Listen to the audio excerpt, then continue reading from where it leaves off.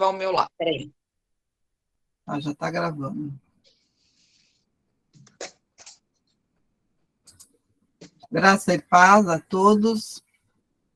Hoje nós vamos começar no capítulo 1. Não é a infância de Jesus, mas a gente já está começando o capítulo 1 aqui.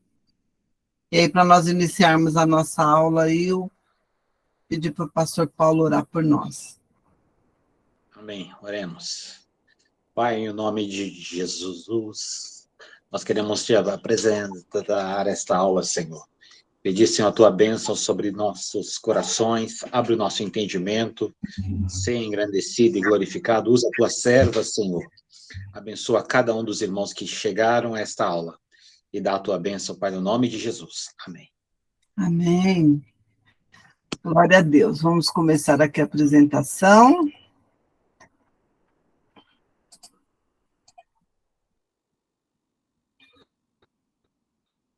Estão vendo bem? Sim. Beleza. Paulo está com um problema no microfone, tá, Valéria? É só para você saber. Tá bom.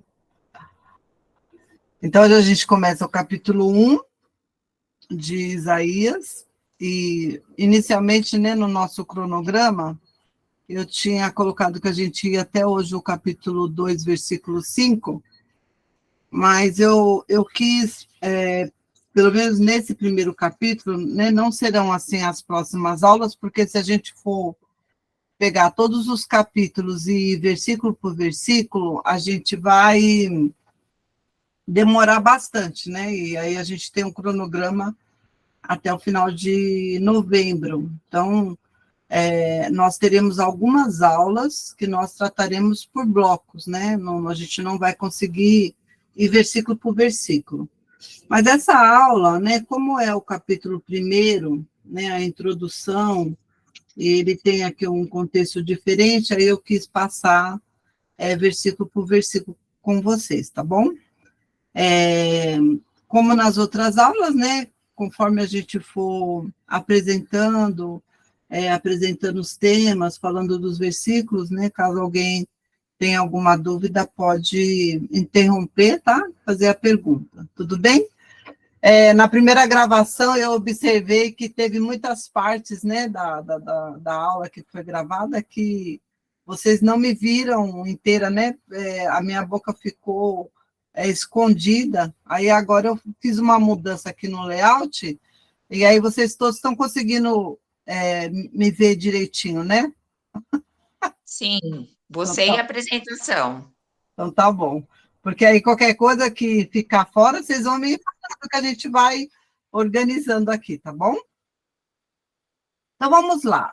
Conforme a gente falou na aula passada, nós sempre vamos usar aquele comentário, né, que ele é um pouquinho mais parrudo, né, que a gente está usando o comentário de Isaías, do Motier, e ele é mais descritivo, né? Mas eu também usei hoje, achei bem interessante, o comentário do Wisby. Ele tem um comentário que ele divide em... Ele tem 6 livros, né? Eu achei bem interessante, só que ele é mais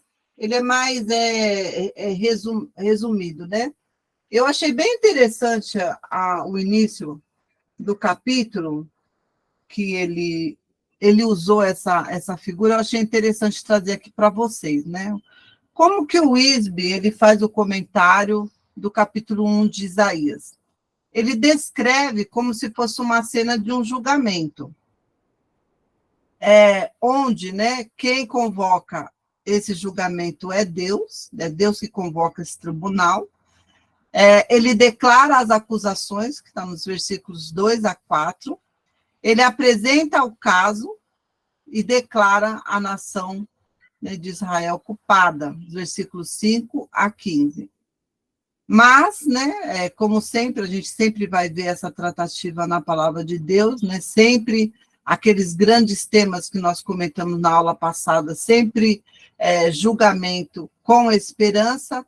O Senhor apresenta a acusação, ele apresenta a causa, mas ele também apresenta uma oportunidade para esse povo se arrepender e de serem perdoados, que é os versículos 16 a 31. Esse é um panorama né, que o Wisby apresenta a grosso modo do capítulo. E no que a gente está usando o comentário, ele vai explicitar melhor isso, e a gente vai falar versículo por versículo. Então, é interessante agora, né, a gente sempre pensar nos versículos e nesse capítulo, nesse grande tema desse julgamento, desse tribunal, para a gente entender algumas coisas. Ok? O que Isaías faz diferente dos outros profetas? O chamado de Isaías está no capítulo 6, versículo 1. Né? Então, lá no ano em que morreu o rei Uzias, né, ele teve uma grande visão, essa visão é a que vai dar o norte, né, o direcionamento aí para as profecias de Isaías.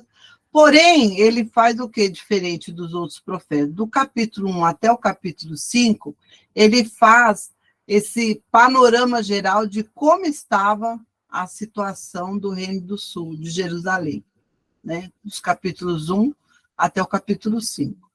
No capítulo 6, ele tem um chamado, e a partir do capítulo 6 em diante, ele já vai apresentando as suas profecias, os seus oráculos, tem algumas que ele dá exatamente a data, quando aconteceu, mas do 1 ao 5, ele dá esse panorama geral de como que estava a situação da cidade do Reino do Sul, de Jerusalém.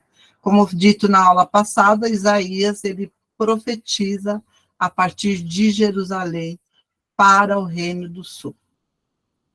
Durante os períodos dos reinados de Uzias, Jotão, Acás e Ezequias, que vai perfazer aí mais ou menos 55 anos, né, de ministério, né, do tempo do ministério do profeta Isaías. Tá? Esse capítulo 1, eu achei importante, né, que vocês anotem isso, façam essas divisões, que a gente vai entendendo melhor. Então, no capítulo 1, ele vai dividir essa explanação, esse contexto que ele fala, essa anatomia de Judá, ele vai dividir em 4 blocos. O primeiro bloco, ele fala da situação, da calamidade nacional que estava Jerusalém, versículos 1 a 9. O bloco 2, ele vai, Deus vai acusar, né, ele vai mostrar como é que estava essa decadência religiosa do reino, versículos 10 a 20. O bloco 3, ele fala, né, em decorrência da situação da política nacional, da questão da idolatria, da decadência religiosa que se encontrava em Jerusalém, tudo era consequência. A consequência era o colapso social, né? Então, os versículos 21 a 26, ele fala como é que estava essa nação socialmente, e ele vai citando, né, o motivo desse colapso. Então, o versículo 2, ele vai falar que eles se revoltaram, eles estavam em rebelião contra Deus. O versículo 15, ele fala que eles estavam, né, que eles tinham uma má conduta. Então, quando vocês estenderem as mãos em oração, esconderei de você os meus olhos. Por quê? Não ia dar ouvido às orações, porque as mãos deles estavam cheias de sangue, né? Pecado de sangue, cheias de pecado. E o bloco 4 fala ele vai explicar essas tensões entre as ameaças e a esperança resolvida, os versículos 27 a 31. Esse aí é um esboço dos blocos, tá bom? Então, o primeiro bloco aí que nós falamos, que é como é que se encontrava, né, a nação do Reino do Sul, né, de Jerusalém, a calamidade nacional. Então, como também o Wisby fala, né, o autor aqui também, ele vai chamar a atenção sobre essa questão do tribunal. Porque o primeiro versículo já é o Senhor chamando, né, essas testemunhas, chamando as partes envolvidas para esse tribunal. Né? Então, ouçam, ó céus, escute, ó terra, pois o Senhor falou. Criei filhos e os fiz crescer, mas eles se revoltaram contra mim.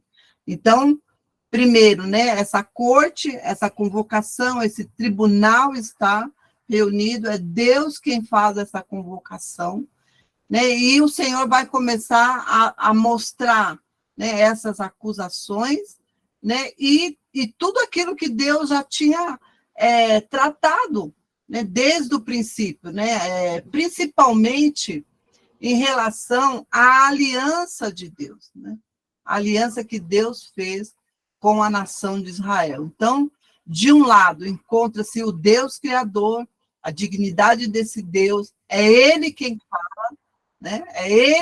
É esse Deus que fala, é esse Deus que comanda toda a criação, e do outro lado, né, a nação de Judá. É o Senhor quem fala, ressalta a dignidade de Deus. Isaías entende essa importância, né? Porque conforme lá no capítulo 6, que ele vai falar do chamado dele, né? E que é o direcionamento de toda a profecia dele, o Deus que fala com ele é o Deus Santo, né? É aquela visão, né, do trono no alto, exaltado, as vestes desse Deus que enche todo o templo, né, essa santidade, a ponto dele gritar, ai de mim, né, porque eu sou um homem de lábios impuros, ele vive no meio de um povo de lábios impuros. Eu fico imaginando o tempo todo, né, depois a gente vai ver nos comentários, e é bastante importante esse tipo de aula que a gente faz, que é um tipo de aula expositiva, que a gente vai analisando versículo por versículo, que a gente pensa, né, essa visão de Isaías o tempo todo, quando ele falava, né, o santo de Israel, quando ele apontava os pecados, né, de Jerusalém, de Judá, a situação do povo, a situação do rei, a situação do sacerdote, porque tudo estava corrompido, né? Todos eles estavam em pecado, uma condição terrível, e essa condição terrível que levou, né, a eles perderem o direito da terra e deles serem levados em cativeiro. E, com certeza, na mente de Isaías, ele sempre estava fazendo esse confronto. Será que o povo não estava enxergando, não entendia quem era esse Deus criador de todas as coisas, esse Deus santo, esse Deus santo, santo, santo, e que tinha, né, uma aliança com esse povo, né, desde a época de Moisés, desde a lei do Sinai, não era nada oculto. Jerusalém, a nação de Israel, ela tinha o pleno entendimento de quem era o Deus que eles estavam servindo, o Deus diferente de todas as nações à sua volta, o Deus das alianças, dos patriarcas, em que Deus fez questão de todas as vezes, né, diante deles, quando eles saíram do Egito, quando eles estavam diante do Sinai, quando Deus deu a lei, tudo foi acordado, eles concordaram com essa aliança, né? Porque o Deus que nós estamos falando também é um Deus de relacionamento. É a soberania de Deus, relacionamento de Deus, mas esse Deus relacional, né? É aliança com o homem que ele escolheu. Então, Israel, ele tinha ciência disso, mas o que tinha acontecido que aquela nação tinha se tornado tão corrupta? Tá? A primeira acusação que ele vai chamar a atenção aqui é que era uma acusação de rebeldia, né? A rebelião contra o Senhor. Rebeldia. Eles se revoltaram contra mim. Eles se revoltaram contra mim. Depois você vai encontrar em várias partes, né, da Bíblia, do Antigo Testamento, no próprio livro de Isaías, que o Senhor pergunta: o que foi que eu fiz? Por que eles se rebelaram contra mim? E o Senhor vai usando o próprio atributo dele para fazer essas perguntas, né? Então, essa rebelião contra o Senhor era um pecado contrário à natureza, contrário à aliança, contrário àquilo que o Senhor, o propósito do Senhor, quando ele chamou Israel. Quando ele chamou Israel, o objetivo dele não era formar uma nação santa, uma nação separada, filhos, chamados, eleitos, para serem o quê? Testemunhas desse Deus verdadeiro. Testemunhas desse Deus diferente das nações à sua volta. O Senhor não queria que eles se envolvessem com as nações à sua volta, que eles fossem idólatras. Né? Então, por isso que o comentarista aqui ele vai falar que esse pecado era contrário à natureza, contrária à filiação. Olha, criei filhos e os fiz crescer. Não foi pela vontade soberana de Deus que Deus chamou Israel? Não tem uma outra passagem que ele fala assim, olha,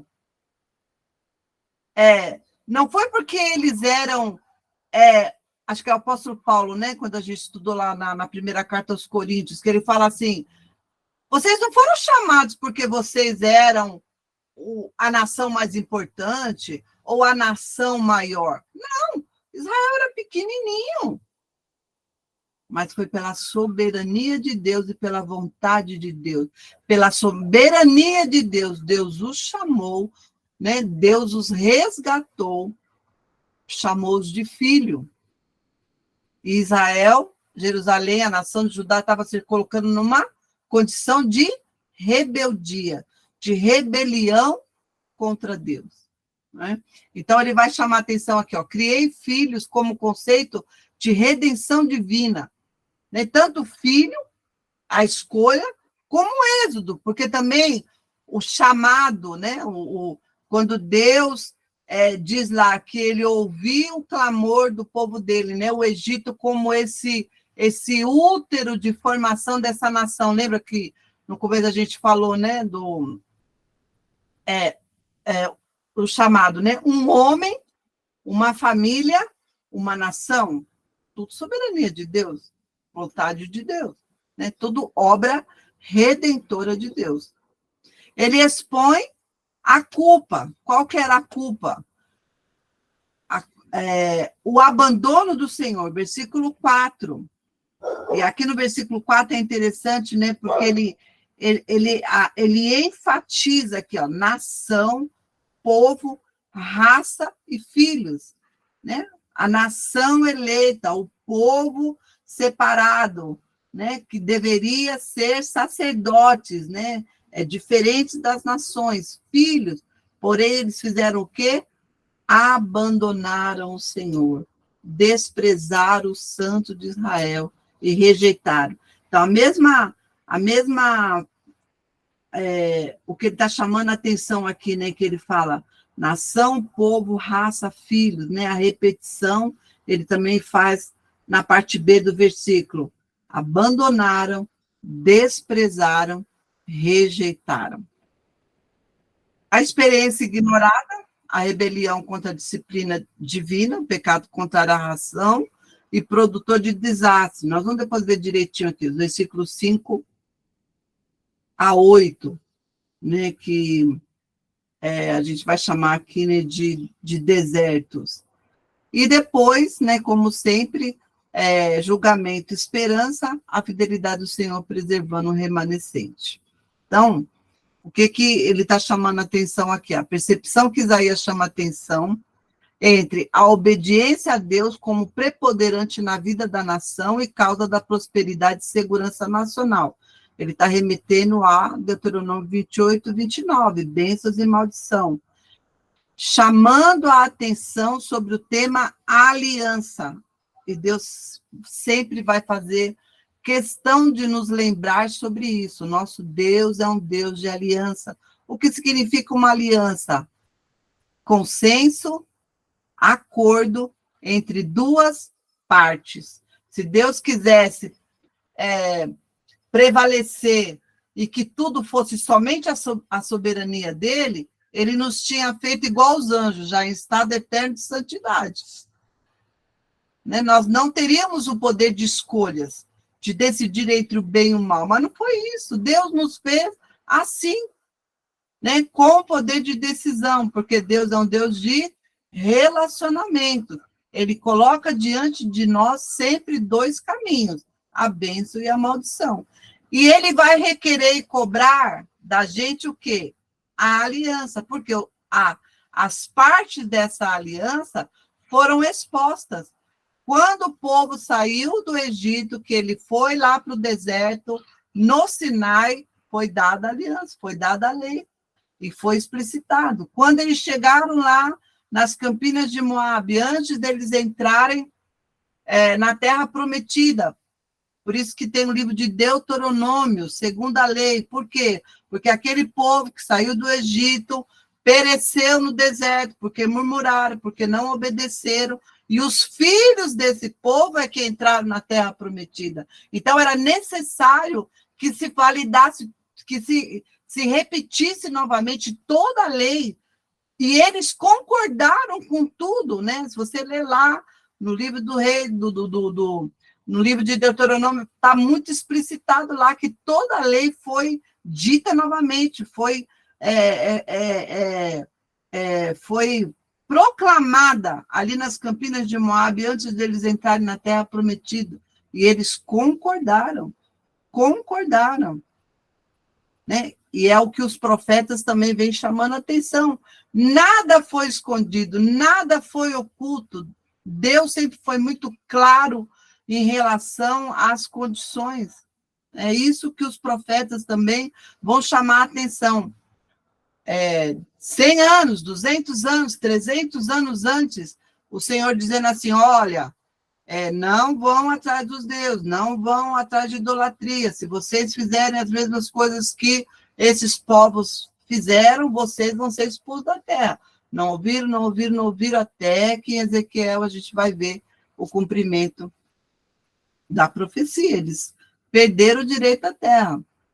Da mesma forma, Jesus Cristo, que é, né, a nova aliança, né, Jesus, o Messias, ele também fez a mesma coisa. Ele subiu no monte também, o Sermão do Monte, Mateus 5-7, são os termos dessa nova aliança, são os termos desse reino que ele veio estabelecer, são os termos de quem será o cidadão desse reino.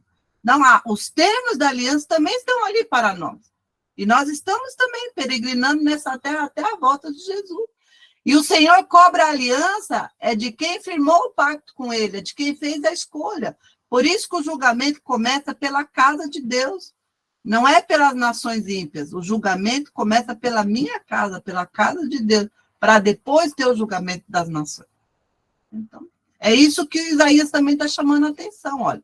Importante entender a relação causal contrária a tomar uma coisa por outra. Não é assim, bênção e maldição, estou trocando uma coisa pela outra. Não. Ele está dizendo, ele está chamando a atenção em relação à misericórdia divina. Isaías, quando ele dá esses termos desse tribunal, capítulo 1 aqui, principalmente, ele está falando assim, olha, estou chamando a sua atenção, porque se fosse somente a soberania de Deus, nós já teríamos sido consumidos. Mas é as misericórdias do Senhor que é a causa de nós não sermos consumidos. Então, ele está chamando a atenção isso, o capítulo 1 vai mostrar isso, né? Então, é a misericórdia de Deus que tem inibido a devida punição, porque os termos da aliança já foram dados. É por isso que aqui no versículo, depois você vai ver que o versículo 10, ele fala que Jerusalém estava parecendo com Sodoma e Gomorra. Depois, no versículo 10, ele fala, ele chama Jerusalém de Sodoma e Gomorra. Imagina eles ouvindo isso. Sodoma e Gomorra é símbolo, exemplo de punição, de cidade totalmente iníqua, perversa e rebelde, distante de Deus. E o Senhor, Deus chama Jerusalém de Sodoma e Gomorra, né, os seus habitantes. Tudo bem até aqui? Sim. Então, vamos lá. Primeiro, né, nós já falamos, né, aqui ele chama os céus, ele convoca os céus e a terra como testemunhas, né, de juramento, e aí aqui ele vai dar vários versículos, depois é interessante vocês lerem. Leem depois, gente, com atenção, como que o Salmo 50 é maravilhoso em relação a isso. a mesma figura, né? Os céus e a terra como testemunhas de acusação quando o Senhor julgar o seu povo. Deixa eu só ler com vocês aqui, depois vocês leem com atenção todo o capítulo, porque todo ele é maravilhoso. Mas olha o versículo 4, Deus, né? Ele convoca os altos céus e a terra para o julgamento do seu povo.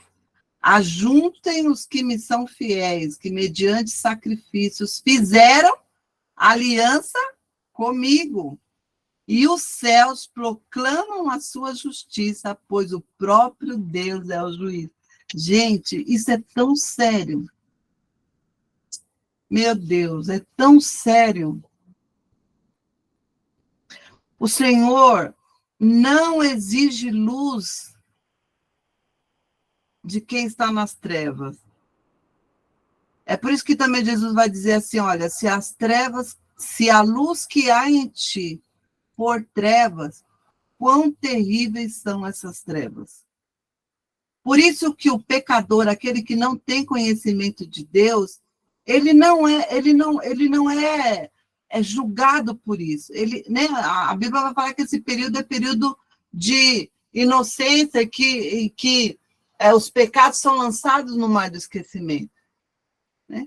Mas a partir do momento que você tem o conhecimento da lei, a lei ela não teve o poder de perdoar os pecados, mas ela lança luz, ela potencializa, ela vai chamar a sua atenção.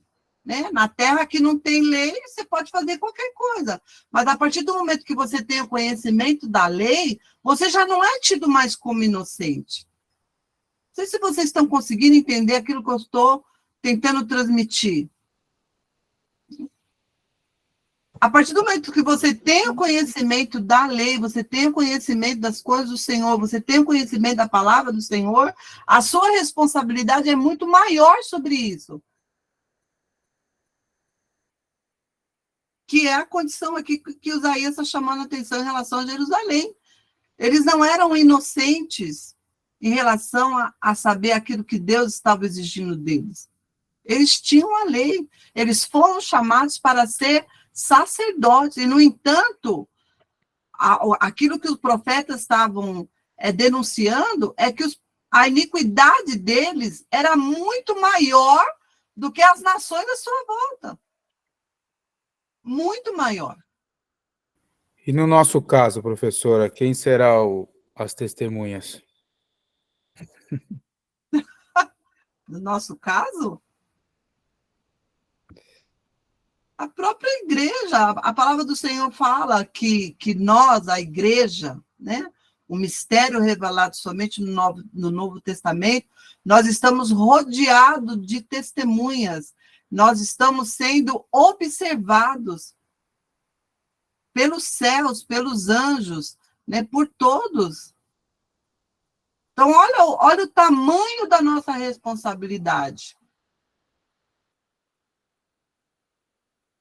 O tamanho da nossa... Porque nós temos o dever de ser luz, nós temos o dever de ser sal. Né? Bom, vamos continuar, porque tem versículos específicos sobre isso. Então, olha, os céus e a terra convocados como testemunhas de juramento. No caso de Salmo, né? Testemunhas de acusação quando o Senhor julgar o seu povo. Também são testemunhas de regozijo quanto à grandiosidade do Senhor. O versículo também é maravilhoso, 1 Crônicas 16, 31. Como Salvador, Salmo 69, 34, 35. E para expressar aborrecimento com o pecado de Israel, Jeremias 2,12. O versículo 4b, que eu já chamei a atenção aqui, ele chama a atenção porque eles abandonaram e desprezaram o Santo de Israel. E aí, né, o comentarista ele vai dizer assim, abandonar ao Senhor é o oposto de buscá-lo. Da mesma maneira que buscar não é procurá-lo como se estivéssemos perdido. Eles sabiam muito bem quem era o Deus Santo de Israel, mas eles decidiram abandonar e desprezar. Então, ele está chamando a atenção que esse buscar aqui não é simplesmente buscar algo que estava perdido, mas quando eu falo assim que eu vou buscar ao Senhor, é a minha determinação de estar com Ele. Por isso que depois ele aqui no versículo, lá na frente, quando ele chama a atenção, que ele vai falar sobre a pureza diante de Deus, né? Lavem-se, limpem-se, removam das suas más obras. Decisão, determinação de estar com Deus. Então, envolve mudança de coração, mudança de pensamento, mudança de vida, a disposição mental, está falando sobre relacionamento com Deus. Então, tudo isso está indicando o quê? Um estilo de vida distinto, um estilo de vida separado, né? De dentro para fora. Porque o que o profeta está denunciando aqui é que eles eram muito religiosos, eles estavam fazendo tudo aquilo que a lei determinava em relação às cerimônias, mas o coração estava longe de Deus. Era isso que estava chamando a atenção aqui, tá? Então, versículos, essa primeira, né, do versículos 1 até o versículo 4, então ele está chamando a atenção, né, que os céus e a terra são testemunha. Ele está falando sobre a rebelião dos filhos que, pela soberania dele, ele chamou, ele elegeu, eles se voltaram contra ele. Deus está denunciando que a própria natureza conhece Deus, regozija em relação a Deus, mas os filhos, a nação que foi eleita, que foi separada, não reconhecia a Deus. Então, por isso que ele vai enfatizar aqui, nação, povo, raça e filhos. O que eles fizeram? Abandonaram, desprezaram e rejeitaram o sangue de Israel. No versículo 5, ele explica, né, o porquê da rebelião, qual é a causa da rebelião. Será que Deus é um Deus mau? Deus é um Deus injusto? Deus não cumpriu os termos da aliança? Não, ele está chamando a atenção aqui do quê? Obstinação. Né? Por que haveriam de continuar a ser castigados? Por que eles insistem na revolta? Povo obstinado, povo de coração duro. Eles decidiram, né? Eles se rebelaram contra o Senhor. Né? E aí, por conta dessa rebelião, por conta dessa obstinação, eles estão feridos. E aí ele vai usar aqui duas simbologias, né, duas metáforas. A vítima, né, infeliz, espancada, cheia de feridas, e uma terra devastada, que é os versículos 5 até os versículos 8. Né, olha, metáforas, né, do homem ferido sem tratamento e da terra sem defesa. Por que isso? Porque eles abandonaram o Senhor, porque eles são obstinados, se revoltaram contra Deus. E essa rebelião, esse abandono, fez com que eles se afastassem, passassem por situações difíceis, o que o comentarista vai chamar aqui de desertos ruins. Olha só, olha como que está essa vítima, né? A cabeça está toda ferida, parte B do versículo 5. A cabeça está toda ferida, todo o coração está sofrendo. Ele tem feridas da sola dos pés até o alto da cabeça, todo machucado, cheio de vergões, ferimentos abertos, que não foram limpos nem enfaixados, nem tratados com azeite. Porque Deus queria? Não, porque eles escolheram. Por conta disso, né, a metáfora da terra sem defesa. A terra de vocês está devastada, suas cidades foram destruídas a fogo, os seus campos estão sendo tomados por estrangeiro diante de vocês e devastados como a ruína que eles costumam causar. Gente, vamos voltar aqui nesses judeus, nesse povo do tempo de Isaías. O profeta aqui estava denunciando ou falando alguma coisa que eles nunca tinham ouvido? Não, eles sabiam muito bem o que o profeta estava falando. Tudo isso já tinha sido exposto em Deuteronômio, nas leis. Tudo isso eles já sabiam exatamente o que aconteceria se eles abandonassem a Deus, né? Então, versículo 8, né? Olha, só restou a cidade de Sião como tenda numa vinha, como abrigo numa plantação de melões. Ele está chamando a atenção aqui de uma estrutura provisória, uma tenda numa vinha, está chamando a atenção em relação à fragilidade e transitoriedade. Uma tenda não é uma residência fixa, né? Assim como um abrigo numa plantação de melões, né? Então, era contrário à situação do inimigo, porque a cidade estava fragilizada, haviam abandonado a Deus, estavam colhendo as consequências dessa rebelião, dessa rebeldia. Por isso trouxeram sobre si fragilidades e transitoriedade. Porém, o inimigo não, a cidade estava sitiada, como abrigo numa plantação de melões, como uma cidade sitiada. Tudo isso se cumpriu literalmente. Lembra que eu falei na aula passada? Para nós agora é fácil a gente estudar as profecias, ver aquilo que se cumpriu, aquilo que era do tempo presente de Isaías, aquilo que estava por se cumprir. Aquilo que o Isaías profetizou se cumpriu. A cidade foi sitiada. A mesma coisa que aconteceu com Samaria, que foi sitiada há 3 anos, aconteceu com Jerusalém. Foram sitiados. A guerra foi terrível. Passaram uma fome terrível. Foram humilhados. Coisas terríveis aconteceram.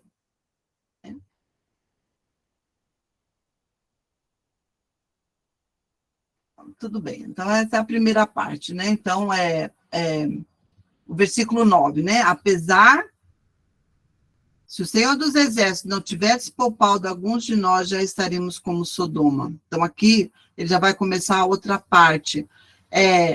Sempre julgamento e esperança. O profeta denunciou tudo isso, denunciou a condição de Jerusalém, né? Como essa vítima espancada, como essa cidade sitiada, né, devastada, e aí ele exclama, né, um lamento, né, se o Senhor dos Exércitos não tivesse poupado alguns de nós, já estaríamos como Sodoma. A misericórdia, chamando a atenção, né, sobre a misericórdia e sobre a preservação divina. Em todo o tempo a gente vai ver isso nas profecias. Sempre a misericórdia de Deus que salva, que guarda um remanescente, que guarda a semente, porque não jamais iria dizimar Jerusalém totalmente, porque era, né, de lá, dos judeus que viria o Messias. Então, essa semente, ela é preservada. Aquilo que eles mereciam destruição. Por isso que aqui a comparação aqui é como Sodoma, né? No versículo 9, eles estavam como, né? Já estaríamos como Sodoma, e semelhantes a Gomorra, quer dizer, aqui o profeta está dizendo que eles estavam semelhantes, porém depois ele fala, não, vocês não são nem mais semelhantes, vocês são como? Vocês são Sodoma, vocês são Gomorra, porque eles mereciam o quê? Destruição, assim como aconteceu com Sodoma e Gomorra, que foi destruído, julgamento, exemplo de julgamento divino de Deus, pela iniquidade, pela imoralidade, pela falta de misericórdia. O Senhor estava dizendo que Jerusalém estava na mesma condição. Aí começa o bloco 2, que é dos versículos 10 até o versículo 20. Então, aqui, eu não vou nem pegar esse pedaço aqui, depois vocês veem, que eu já vou direto nos versículos. Porque ele está chamando a atenção aqui do quê? No bloco 2. Qual era agora a condição religiosa? Primeiro, a condição política e como que estava a cidade rebelde e distante de Deus. E os religiosos, né? Porque na denúncia aqui do profeta, ele vai colocar todos no mesmo bojo. Tanto o rei, o político, como os sacerdotes, a parte religiosa, e como o povo, todos eles estavam na mesma condição dessa vítima, cheia de feridas, toda estrupiada da cabeça aos pés. Essa era a condição da cidade do Reino do Sul, do povo. Então, a condição desses sacerdotes, né, daqueles que eram os representantes que deveriam cumprir à risca tanto a questão da lei, a questão cerimonial, como também a questão do coração, a ética, a moral, o comportamento, né, eles não andam separados, né, até esses também estavam numa condição doente. Então, ele vai chamar a atenção dos versículos 10 a 17 da primeira intimação, o desagrado do Senhor, o desprezo pela lei e a religião ineficiente. E por que ela era ineficiente? Porque ela não tinha autorização divina, ela não tinha aceitação divina e também era sem resposta. A gente vai ver nos versículos. E o que o Senhor exigia para resolver isso? Purificação em direção a Deus, reforma na vida pessoal e a preocupação em sociedade. E a segunda intimação, versículos 18 a 20, o convite do Senhor para resolver essa condição, tá? Então, versículo 10, governante de Sodoma, ouçam a palavra do Senhor, vocês, povo de Gomorra, escutem a instrução do nosso Deus. Ele continua chamando a atenção, olha, é Deus quem está falando. Esse bloco do versículo 10 ao 20, ele começa com esse chamado, escutem tanto os governantes quanto o povo, escutem as instruções do nosso Deus. Por quê? Versículo 20, pois é o Senhor quem fala. Isaías era apenas o canal, o atalaia, o profeta, mas ele estava replicando a acusação de Deus, era a voz de Deus, era o Senhor quem estava falando. E agora, a convocação agora não é mais os céus e a terra como testemunho. Ele já está agora aqui indicando a condição do próprio povo, do próprio rei e do próprio sacerdote. Né? Por isso que agora ele fala assim, agora vocês são Sodoma e são Gomorra. E Sodoma como símbolo do pecado manifesto, pecado como estilo de vida. Olha o quão, assim, para a gente refletir, né? Qual que é a denúncia e qual que é a acusação aqui? Pecado manifesto, pecado como estilo de vida aceito, né? Continuar em pecado, viver em pecado. Não é uma denúncia do pecado, é a denúncia daqueles que vivem em pecado. Aí o versículo 11.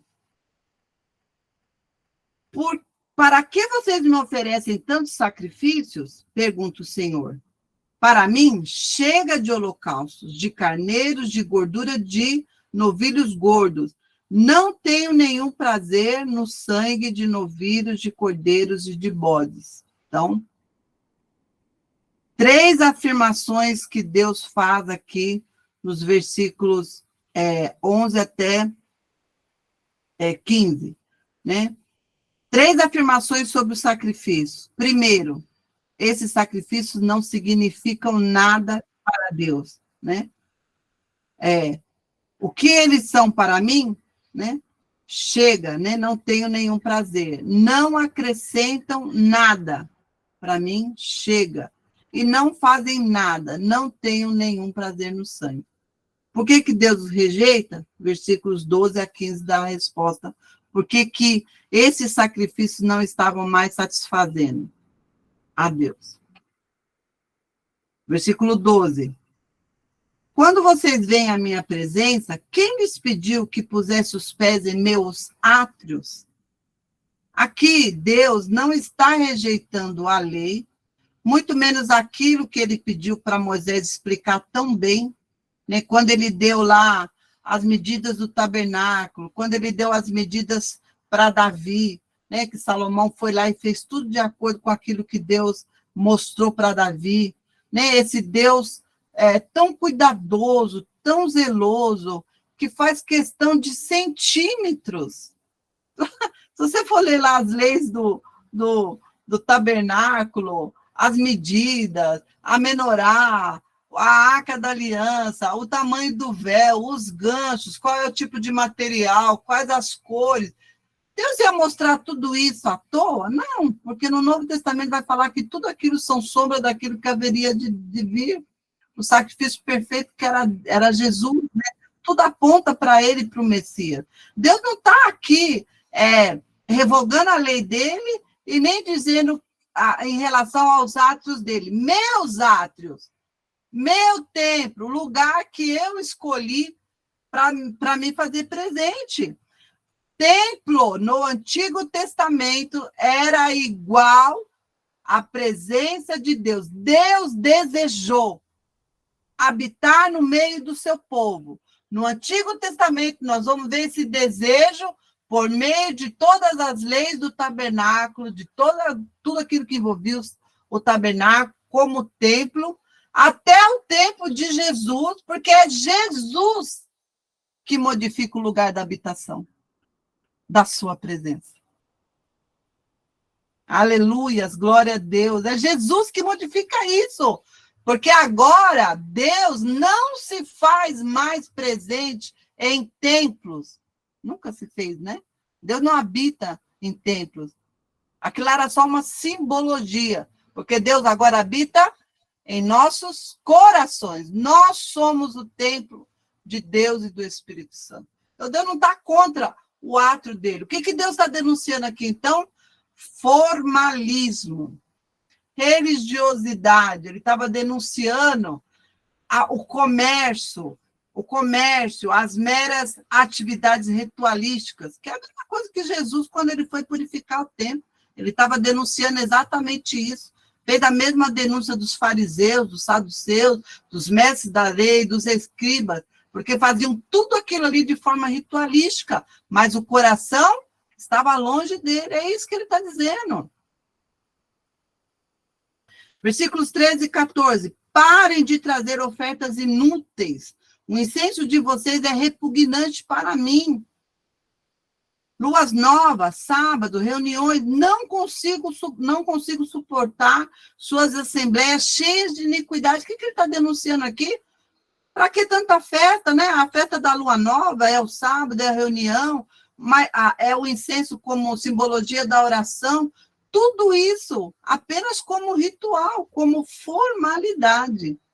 O Senhor odeia isso. Suas festas de lua nova, suas festas fixas, eu as odeio. Tornaram-se um fardo para mim. Não as suporto mais. Imagina eles escutando isso. Então, olha, compromisso religioso sem ética, assembleias iníquas e obrigatórias, transformavam a casa de Deus em covil de ladrões. Jeremias também denuncia, capítulo 7, versículo 11, sacrifícios e ofertas sem intenção de mudanças, iniquidades. O que ele estava denunciando aqui, gente?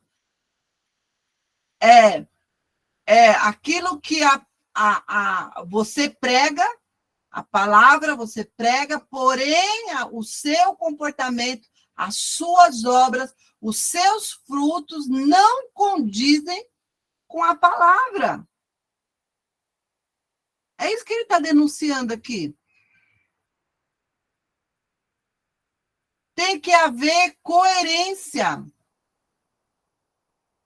É por isso que quando Jesus ele vai denunciar os fariseus e os escribas, ele não vai contra a lei, porque ele fala assim, vocês façam o que eles ensinam, o que eles estão falando, mas não façam o que eles fazem. A denúncia aqui não é em relação às leis. Não, a denúncia aqui é em relação àquilo que não estava condizente com a lei, com o significado, com a palavra. Era o sacrifício e oferta por fazer. Não é isso que os filhos de Eli faziam? Eles estavam lá oferecendo sacrifício. Mas e a vida deles? Toda torta. Faziam coisas terríveis. Ezequiel também vai denunciar. Quando o Senhor leva ele lá pelo buraco, lá no muro, que ele vê o que eles estavam fazendo dentro do templo. Tanto os sacerdotes quanto as mulheres. Então, não condiz, né? Não condiz, né? O ensino com aquilo que eu faço, com o meu viver diariamente, não condiz. Versículo 15. Quando vocês estenderem as mãos em oração, esconderei de você os meus olhos. Mesmo que multiplique as suas orações, não as escutarei. As suas mãos estão cheias de sangue. Então, aqui, retirada do favor divino. Retirada daquilo que Deus disse que seria a casa dele. A minha casa será chamada casa de oração. Olha a oração de Salomão. Senhor, olha, quando alguém entrar nesse templo e orar, e se voltar a ti, e fazer alguma petição, os seus olhos e os seus ouvidos estarão constantes para ouvir neste lugar. A casa de Deus, o templo, era uma casa de oração. Só que o que eles tinham feito? Perverteram isso. Mudaram de novo o propósito, a natureza. Por quê? Porque eles estavam cheios de pecado. Cheios de pecado. E aí, para mudar isso, né? Agora é ordenada a correção positiva. 16 a 20. Como é que nós vamos mudar isso? Lavem-se, limpem-se, removam suas más obras para longe da minha vista. O lavar aqui, o limpar, o profeta aqui estava chamando a atenção do ritual cerimonial, da purificação cerimonial, né? Mas não era só esse externo, né? Ele estava chamando a atenção dessa pureza diante de Deus. O que adianta você lavar a mão, fazer tudo isso de ritual, se o seu coração está todo cheio de maldade, está cheio de mentira, está cheio de sentimentos maus? Ele não estava chamando atenção aqui para o externo, né? Então, olha só, o Senhor dá 3 ordens de reorganização da vida pessoal. Primeiro, abandono definitivo da vida antiga, parem de fazer o mal. Novas criaturas, né? Novas pessoas em Cristo Jesus. Parem de fazer o mal. Abandono definitivo da vida antiga. B, desenvolvimento de uma nova mente. Aprendam a fazer o bem.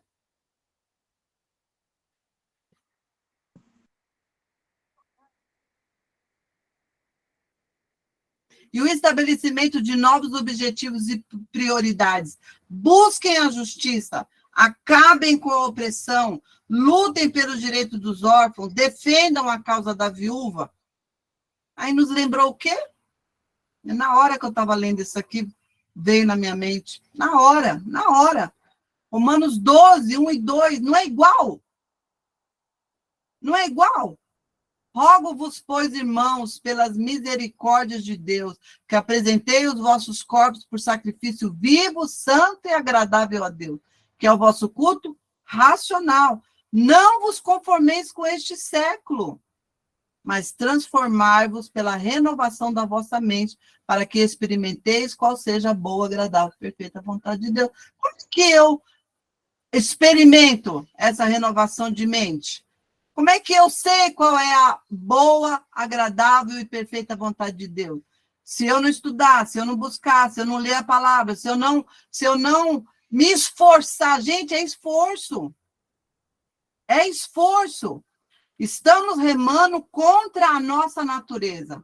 A nossa natureza quer conforto, quer descansar no sofá, quer ficar lá de cara para cima, quer ver todos os seriados da Netflix. É isso que a nossa carne vai procurar. Mas ler, buscar, orar, buscar o Senhor, é contrário à nossa natureza. Por isso que nós temos que nos esforçar. Nós temos que buscar isso. Ansiar, né? Ansiar. Então, olha, busquem, né, em harmonia com a vontade declarada do Senhor. E aqui ele chama a atenção da justiça, quando fala aqui, né, busquem a justiça, não a nossa justiça, né, nós já aprendemos lá no Sermão do Monte, mas a justiça de Deus, julgar, tomar uma decisão, determinar de maneira impositiva o que é certo. Nesse versículo significa a soma total do que Deus determinou como correto, que é a vontade de Deus. Como é que eu sei quando é que o que é a vontade de Deus? Se eu buscar. O Senhor deixou a sua lei escrita, não temos desculpa. O Senhor quis se revelar a nós, e o Senhor deixou a sua lei escrita para nós, a sua palavra. Ele decidiu se revelar por meio da sua palavra escrita. A palavra escrita é o hálito de Deus. Quer saber o que Deus pensa? Quer saber quem Deus é? A palavra do Senhor está escrita. O versículo 17b, essa parte final, aqui ele está falando da justiça social, né? Não tem como a gente também não praticar, não exercer misericórdia. Não tem como. Por quê? Envolve tudo isso. Se eu sou cristã, né? Se eu sigo a Deus, se eu conheço a vontade dele, isso vai repercutir à minha volta, com os meus amigos, com a minha família, com a sociedade. É consequência, né? Então, ó, é implícito, né? Se realmente Israel tivesse como sacerdotes testemunhas de Deus, a sociedade iria refletir isso, tanto no rei, quanto no povo, quanto na vida sacerdotal, na vida religiosa. Então, haveria correção da sociedade, reforma, transformação, haveria correção, o opressor seria corrigido, porque é contrário à justiça de Deus, e atenderia o necessitado, lutar pelo órfão e defender a causa da viúva, né? Aí no versículo 18, o Senhor convoca novamente, ele chama de novo. Vamos refletir juntos. Está na corte, está no tribunal. Ele está chamando, né? Acusado e acusador. Vamos refletir juntos, para que ele possa dar o veredito, para que nós possamos ouvir juntos o veredito. Qual será o veredito? Vai ser uma oferta de perdão? Vai ser uma chance para uma nova vida? Vai ser declarado culpado? Aí, o que ele vai dizer? Que o perdão de Deus, ele está de acordo com a exigência legal. E aí ele vai explicar. Ele já falou nos versículos 16 e 17. Né? Olha, você primeiro, há uma ordem para você usufruir a limpeza. Versículo 16, ó, lava-se, purifica, remova suas más obras. Né? Há uma ordem para você entrar numa nova vida, 16, 17, ó. Parem de fazer o mal, aprenda a fazer o bem, busque a justiça. O versículo 18, convite para usufruir a limpeza. Venham, vamos refletir juntos, diz o Senhor. Embora os seus pecados sejam vermelhos como escarlate, eles se tornarão brancos como a neve. Embora sejam rubros como púrpura, como a lã, se tornarão. Mas há uma condição, né? Aí, os versículos 19 e 20, olha só a condição. Disposição, se vocês estiverem dispostos a obedecer, se vocês resistirem e se rebelarem. Obediência, se vocês obedecerem, há uma consequência. Vocês comerão os melhores frutos dessa terra. Não vai estar mais como a vítima destroçada, cheia de feridas, purulenta da cabeça aos pés. Nos faz lembrar Jó, né? O exemplo, tipologia, né? De o que o pecado faz, né? Então, vocês não vão estar mais naquela condição. Mas, vocês vão estar como? Vão comer os melhores frutos dessa terra. Mas, se resistirem e se rebelarem, serão devorados pela espada. Porque quem é que fala? Isaías? Não. É o Senhor quem fala. Então, disposição, obediência, resistência, mas, né, rebeldia, se vocês não cumprirem, serão devorados pela espada. Deuteronômio 27, 28. Porque quem fala é o Senhor. Aí, a partir aqui do versículo 21 a 26, é um lamento, né? Aqui o profeta ele vai falar sobre a condição social de Jerusalém. Então, é o colapso da cidade fiel, versículo 21. É o passado e o presente contraposto, justiça substituída por homicídio, os valores que viram lixo, os governantes corruptos, soberania divina, metáfora do lixo expurgado, a justiça restaurada e a restauração da cidade. Então, versículo 22.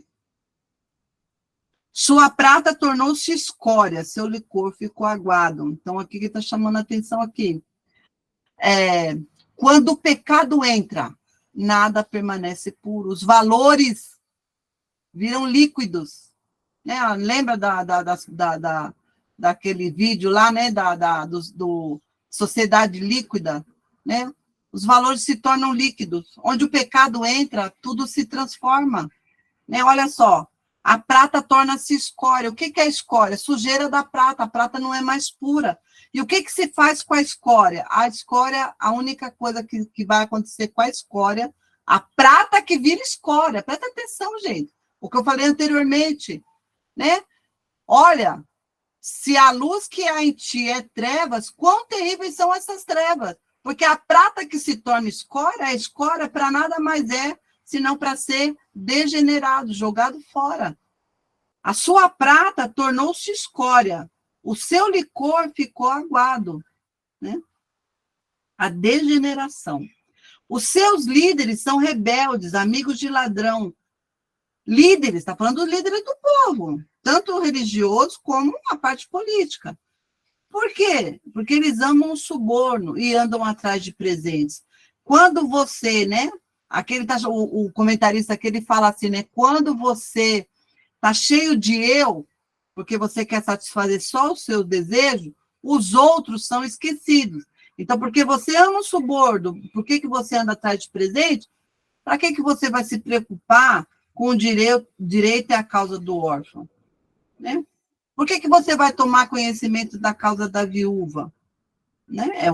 Continua o pecado de rebelião. Versículo 24. Por isso, o soberano, o Senhor dos exércitos, o poderoso de Israel, anuncia. Né? Então, aqui entra o quê? Versículo 24, soberania. Deus está no tribunal. Ele está dizendo, olha, por isso que vai ter o julgamento. Por isso que ele vai derramar a sua ira. Quem está dizendo? O soberano, o Senhor dos exércitos, o poderoso. Derramarei minha ira sobre os meus adversários e me vingarei dos meus inimigos. Gente, quem é o adversário aqui? Quem é o inimigo de Deus? Quem é? O povo rebelde. O povo desobediente. Aquele que não cumpriu as bases da aliança. Então, quem está dizendo aqui, olha, Isaías alerta que aqueles que transgridem são meus adversários e meus inimigos. Ou você está com o Senhor, ou você não está com o Senhor. Ou você está do lado direito, ou você está do lado esquerdo. Ou você tem Jesus como pedra de toque, de esquina, ou você tem Jesus como pedra no sapato.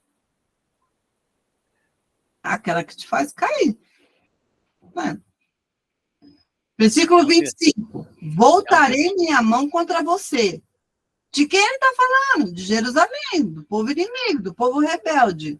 Tirarei toda a sua escória e removerei todas as suas impurezas. Então, aqui, ele já está chamando a atenção aqui, né? Já está um toque de esperança aqui, né? Porque é meu inimigo, meu adversário, aquele que está contra mim. Porém, há um remanescente fiel. Esse remanescente fiel, ele vai limpar. Ele vai tirar a escória, a prata vai ficar pura novamente. A partir do quê? Do fogo purificador. Né? O fogo. Valéria, Oi. o quadro aqui não é só pecado, né? Aqui a questão é iniquidade. Isso. É um povo, que é o povo de Deus, é um povo desviado, que se acostumou a viver em pecado, e já não há mais confissão, já não há mais atitude de arrependimento, de chegar diante de Deus. E aí Deus está dizendo assim, por causa disso eu vou mandar o meu juízo, mas vou preservar ainda os remanescentes, Mas o juízo vai vir por causa da iniquidade do povo, que Perfeito, não quer se arrepender, né? perfeito, perfeito. A palavra iniquidade, ela no Novo Testamento, a palavra grega é anomia, que é anomia, sem lei, né? Anomia. Anomia é lei. Então, é aquele que despreza, não considera a palavra do Senhor. Então, é um pouquinho mais grave, né? Por isso que a iniquidade, ela sempre é associada ao povo de Deus. É nós que conhecemos. É mais severo, né? A punição é mais severa. Né? Então, olha, versículo 26. Restaurarei os meus juízes como no passado. Então, aqui ele está chamando a atenção da restauração davídica. Depois ele vai tratar lá no outro bloco, né? A partir do capítulo 40, né? Porque a partir de Davi é que Jerusalém tornou-se a capital, né? de Judá. Então, é Davi que conquistou, né? Os jebuseus, né? Que fez de Jerusalém a capital, né, da nação de Deus. Então, essa restauração davídica. Depois disso, depois dessa restauração, você será chamada cidade da retidão, cidade fiel. Aí é o bloco 4, os versículos 27 a 31. Aí ele vai, né, agora as tensões entre as ameaças e a esperança. Né? Então, complemento, né? Os versículos 27 a 31 complementa aquilo que ele já foi falado aqui no versículo 24 a 25. Então, ó, os versículos 27 a 31 são delicadamente encaixados nos anteriores. Então, versículo 27, resposta do versículo 26. Então, ó, Sião será redimida com justiça, com retidão os que se arrependerem. Então, o redimir aqui, o sentido aqui, né, nesse texto, o Antigo Testamento, que Isaías quis dizer ela será redimida, pagou-se o preço do resgate, a justiça de Deus, com retidão os que se arrependerem, né? A obra de Deus, a soberania e a resposta humana de arrependimento. Quando né, essa redenção, ela é soberania de Deus, mas há uma necessidade de resposta, né? A obra de Deus ela é em conjunto com o homem, né? Justiça e retidão. Então, sempre, né, soberania de Deus e resposta humana. Por quê? Para quem é esse resgate, essa redenção com justiça, essa retidão? Para aqueles que se arrependeram. O pastor Paulo acabou de falar isso. Né? Eles estavam acostumados a viverem em pecado e não tinham, não se arrependiam. O apóstolo Paulo também faz essa denúncia contra os judeus, né? Contra Jerusalém, porque os judeus eles eram orgulhosos dessa filiação em Abraão, desse chamado. Eles se sentiam os eleitos de Deus, então eles achavam que podia fazer o que bem queria? Não era assim, não. Né? Não era assim, não. Deus estava chamando a atenção. Filhos são aqueles que obedecem, aqueles que cumprem, né, o chamado, o mandamento. Mas os rebeldes, os pecadores, serão destruídos. E os que abandonam o Senhor perecerão. Então, olha o que ele está chamando aqui. Ele está mostrando dois caminhos aqui. Versículo 27, há um caminho de arrependimento. Se você se arrepender, foi pago um resgate, né? A soberania de Deus, a vontade de Deus. Você precisa se arrepender. Agora, se você não quer se arrepender, o que vai acontecer com o rebelde, com o pecador? Será destruído. Há dois caminhos. Sempre. Toda a palavra de Deus, de Gênesis e Apocalipse, sempre vai mostrar dois caminhos. Ó, que Deus falou para o Caim, ó Caim, cuidado, o pecado jaz à sua porta. O pecado todo dia bate à minha porta, mas eu decido se eu digo sim ou não. Eu decido. Eu estou do lado de Deus ou não estou do lado de Deus? Né? Então, sempre há dois caminhos. Olha o que diz aí Provérbios 14, 12. Há caminho que aos homens parece direito, mas o fim deles é caminho de morte. Versículos 29 a 31. A aliança religiosa formal do povo era como o Senhor, mas o apreço e a escolha deles eram a natureza e os cultos de fertilidade da época. Então, ele está denunciando aqui o que é a idolatria. Ó, vocês se envergonharão dos carvalhos sagrados, está falando da idolatria, que tanto apreciam. Eles escolheram, ao invés do Criador, a criação. Ficarão decepcionados com os jardins sagrados que escolheram. Vocês serão como terebinto cujas folhas estão caindo, como um jardim sem água. Então, olha só. Ele está denunciando o quê? A idolatria é uma religião falsa, inadequada, que não produz vida. Como é que ele compara isso? Como um jardim sem água. O jardim sem água remete à dependência de uma fonte de vida externa. O que acontece com um jardim sem água? Morre. Morre. Pode ser o mais belo jardim, pode ser as flores mais exóticas, mais maravilhosas, cheias de esplendor. Sem água, morrem. Né? Então, ele está chamando atenção sobre isso. A religião falsa não tem realidade externa para nutri-la. Olha lá Jeremias 2, versículo 13. Porque 2 males cometeu o meu povo. A mim me deixaram o manancial de águas vivas e cavaram cisternas rotas que não retêm as águas. Aí ele vai dizer o que acontece? O poderoso se tornará como estopa, e a sua obra como fagulha. Ambos serão queimados juntos, sem que ninguém apague o fogo. Tanto a imagem da idolatria como o adorador, ambos serão queimados, né? Sem que ninguém apague o fogo. Sem que, né? Aí o fogo remete ao castigo de Deus. Então, para a gente finalizar, e a aplicação de tudo isso que nós falamos aqui. É o versículo 18, vamos voltar lá, né? Olha o versículo 18. Venham, vamos refletir juntos, né?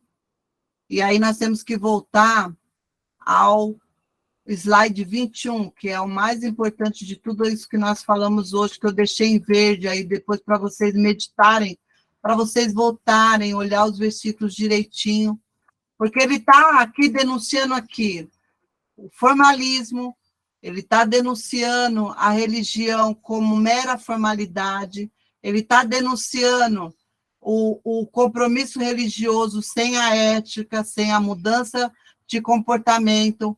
Ele está chamando a atenção aqui, está dizendo que não adianta nada se a gente dizer que serve a Deus por mera formalidade, as nossas orações são infrutíferas, né? Não tem a retirada do favor divino. Ele está dizendo aqui que que nem tudo está perdido, né? Não sempre há uma oportunidade de arrependimento, de retorno, de volta, e ele dá nos versículos 16 e 17 aquilo que nós temos que fazer, né? Nós temos que abandonar definitivamente essa vida antiga, e essa vida que sempre vai nos puxar para longe de Deus, para parar com isso. Ele vai falar que nós precisamos nos preocupar de nós termos essa mente renovada com as coisas do Senhor, com a obra do Senhor. Nós temos o dever de estar, né, com o coração sempre disposto a aprender, disposto a mudar, disposto a se arrepender, e nós temos que buscar, né, ter novos objetivos e prioridades de acordo com a vontade soberana de Deus. E aí o Isbe, que eu achei interessante, quis trazer aqui, ele vai nos chamar a atenção, e ele faz, né, que eu transformei isso em 2 perguntas para nós, né? Então, que é a aplicação prática que ele faz. Quem tem, né, o comentário do Isbe, na página 14, eu vou ler bem rapidinho para vocês, né, 9:25. Ele fala assim, ó,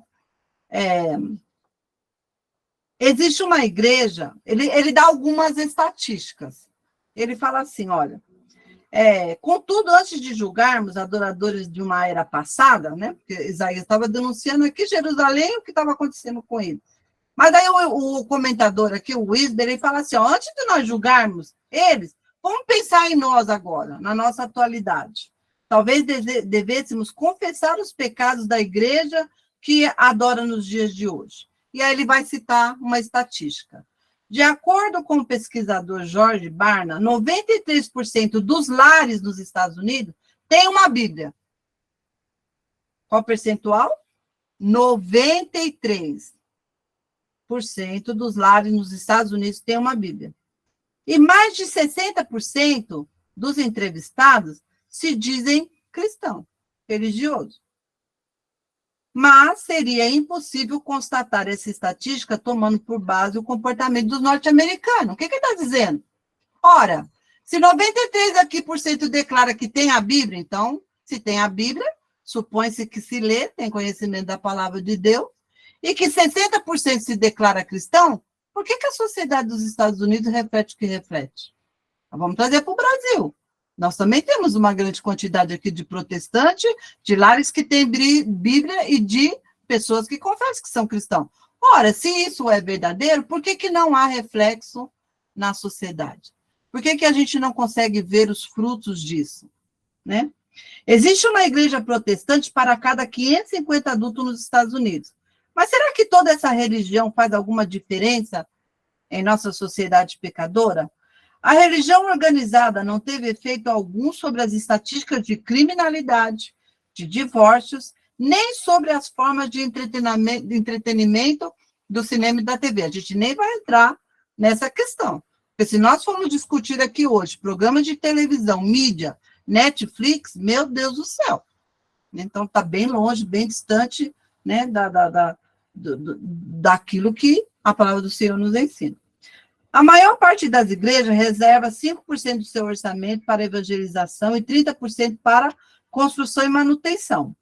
Numa época em que pobres e idosos estão suplicando por ajuda, as igrejas norte-americanas gastam aproximadamente 3 bilhões de dólares por ano em novas construções. Então, ele está chamando a atenção. O que é mais importante, construções ou atender à situação dos pobres e necessitados? Jesus fala, para sempre nós vamos ter os pobres necessitados, mas qual a nossa prioridade? Né? Pelo menos 62% das pessoas entrevistadas por Barna disseram que a igreja não era relevante para o mundo de hoje e que a igreja, né, está perdendo influência sobre a sociedade. É claro, né, vamos amenizar aqui que o Wisby está falando, a gente sabe que a igreja sempre vai estar numa luta constante contra a sociedade, porque a igreja é contra tudo aquilo que o mundo e a sociedade pega.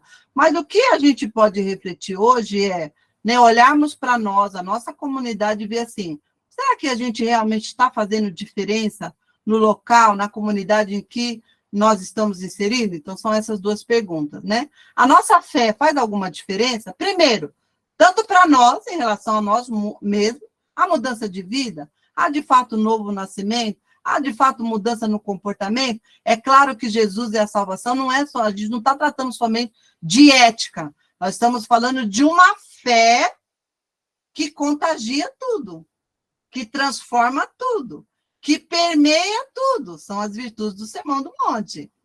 Primeiro, nós mesmos, e segundo, em nossa sociedade pecadora, há mudanças de comportamento, de ética, há mudança de valores à nossa volta. Isso é perceptível? E o segundo ponto, a nossa igreja, ela é relevante para a comunidade à nossa volta? Temos feito a diferença no bairro? Né, onde nós moramos, a nossa casa, nós temos feito a diferença para os nossos vizinhos, para os nossos amigos, para os nossos familiares, ou não? Ou somos meros religiosos? É essa a reflexão do capítulo 1 de Isaías que eu queria trazer para vocês. Amém?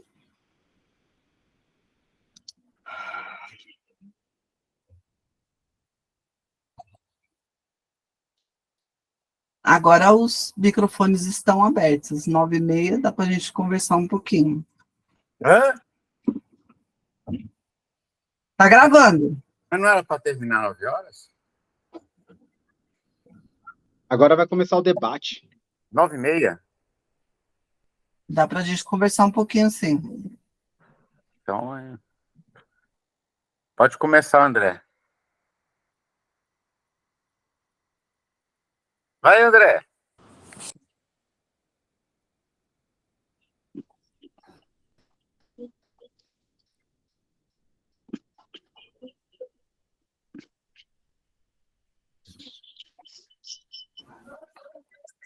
Gente, ninguém vai falar nada, não acredito.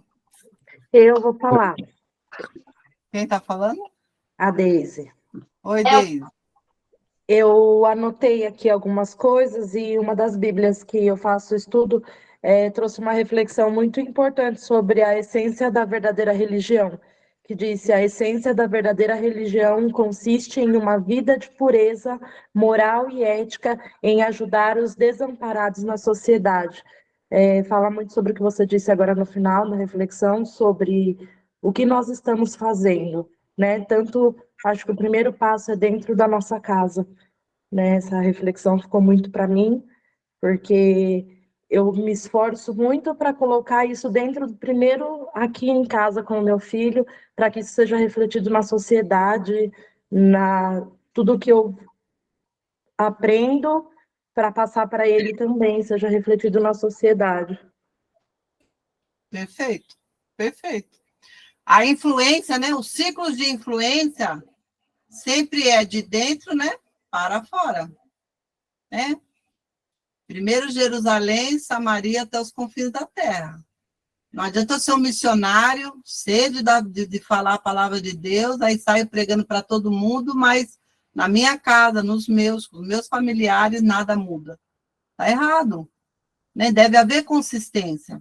Então, primeiro, né, eu. Essa mudança, ela primeiro em mim, novo nascimento.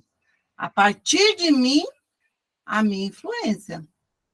Então, eu preciso refletir sobre isso, né? Quem sou eu?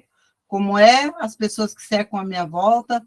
Né? Será que as pessoas têm prazer de me ouvir, de estar perto de mim? Né? Será que eu consigo influenciar os meus filhos, o meu marido, a minha casa, os meus amigos, a igreja, vizinhos? E aí sim, né? É de Jerusalém para os confins da terra.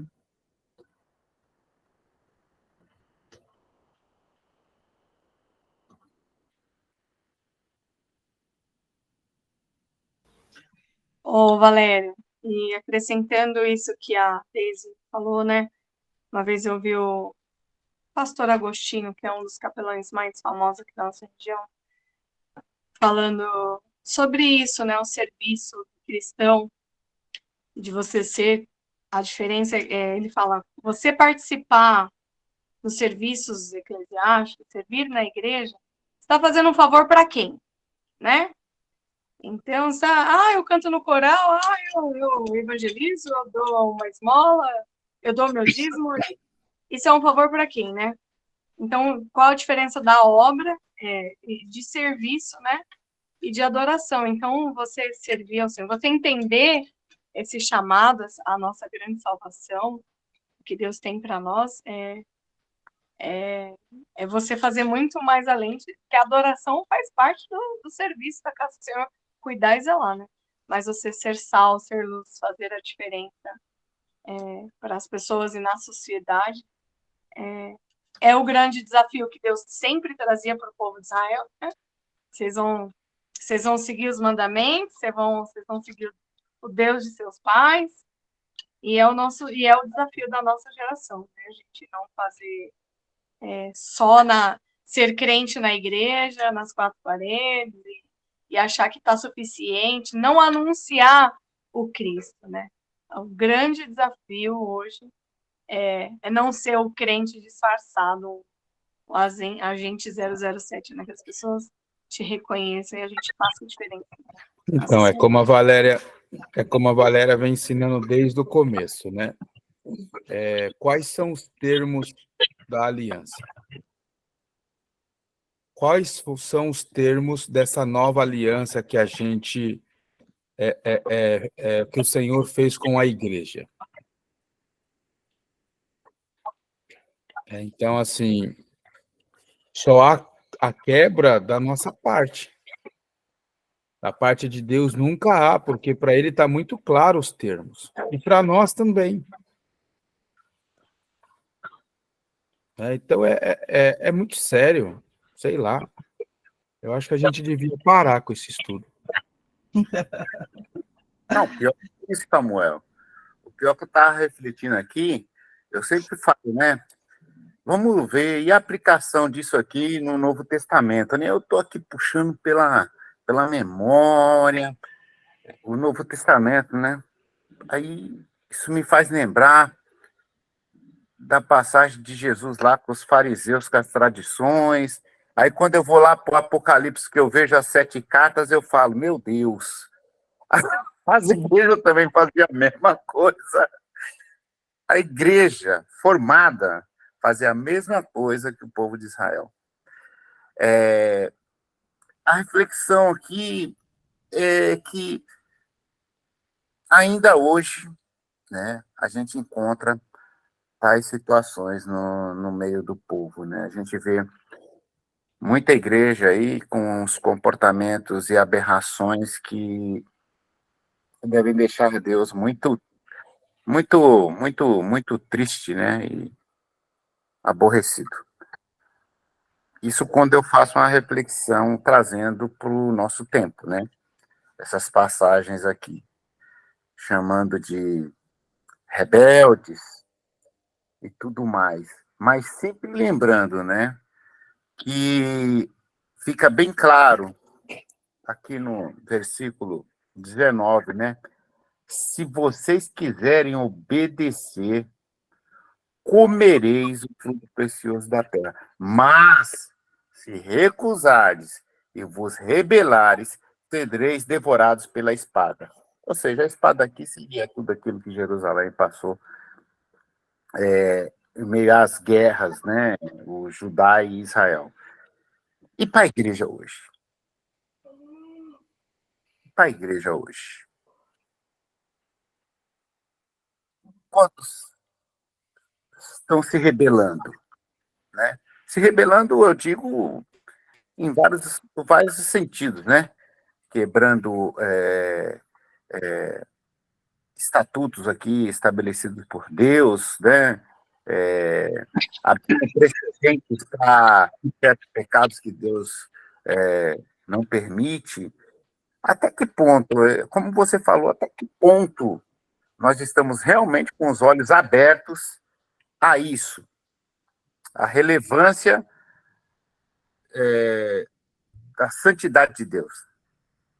Eu fico muito... Se você está preocupado, minha preocupação ficou pior ainda, porque quando eu começo a refletir e ver algumas coisas, a coisa fica mais difícil, cara.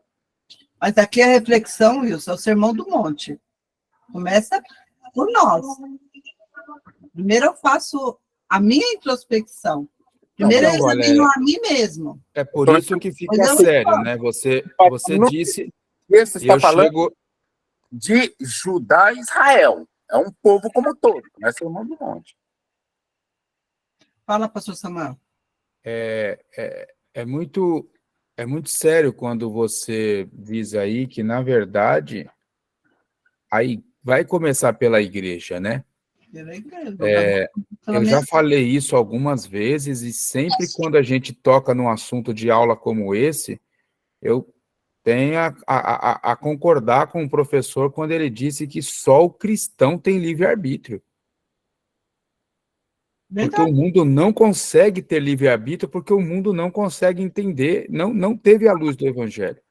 Só nós temos a escolha. Essa escolha de livre-arbítrio é por o cristão. Agora, o cego que não enxerga, o que tem ouvido e não ouve, que tem a mente e não entende é quem? O mundo lá fora é o cego. Sim. Aí ele fala cegos, condutores e cegos. Quando o profeta, que a gente vai ver muito aqui em Isaías, Jeremias, Ezequiel, como se fosse uma maldição. Tem olhos, mas não veem, tem ouvidos, mas não ouvem, e o coração está distante de mim. De quem ele está denunciando? De quem ele está falando? Aquele que conhece a palavra ou que não conhece a palavra? Nós, aquele que conhece a palavra. Ele conhece a palavra, porém, ele não, ele despreza a palavra. Está falando do povo Ele dele. não vê, diz que ouve, mas não ouve. Então, Deus está falando do povo dele, o povo escolhido, né? Então, somos nós, né? Está falando de nós, né? E aí é que a coisa fica pior ainda, né? Porque Deus nos chama, eu estou falando na passagem, né? De rebeldes, né? Olha, vocês são rebeldes. Deus ainda fala assim, olha, o jumento, ele fala assim, ó, o boi conhece o seu dono, o jumento a manjedoura do seu senhor. Mas Israel é capaz de conhecer, de entender Deus. Olha a que ponto um povo é capaz de chegar, né? Um povo que conheceu intimamente Deus. Isso é preocupante se a gente for pensar bem, né? É preocupante, porque assim como aconteceu com Israel, pode vir a acontecer com qualquer um de nós, né? Enquanto povo, e que é preocupante. Aí eu digo a igreja como um todo, né?